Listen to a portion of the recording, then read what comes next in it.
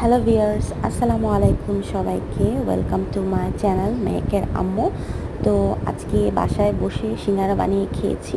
আর ভাজা পোড়ার মধ্যে কিন্তু বাঙালিদের সবচেয়ে ফেমাস খাবারের মধ্যে একটি হচ্ছে সিঙ্গারা। আর সেটা যদি আলু সিঙ্গারা হয় তাহলে তো কথাই নেই, কারণ হোটেলে কিন্তু আলু সিঙ্গারাই সবচেয়ে ভালো ফেমাস একটা খাবার হিসেবে চলে। তো আজকে বাসায় আলু আর ডিম মিক্স করেই এই সিঙ্গারাটা বানানো হয়েছে। আর ছোটোবেলায় দেখতাম যে ছোটো ছোটো সাইজের সিঙ্গারাগুলো লোকেরা বিক্রি করতো, ওগুলো কিনে খেতে খুবই ভালো লাগতো।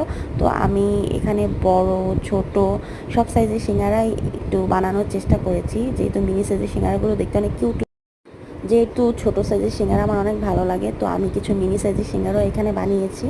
আর একদম হাইজিন মেনটেন করে ফ্রেশভাবে বানানো হয় বলে বাসার খাবারটাই সবচাইতে ভালো আমার কাছে মনে হয়। তো বাহিরের জিনিস কেনার চাইতে বাসায় সবাই চেষ্টা করবেন বানিয়ে খাওয়ার।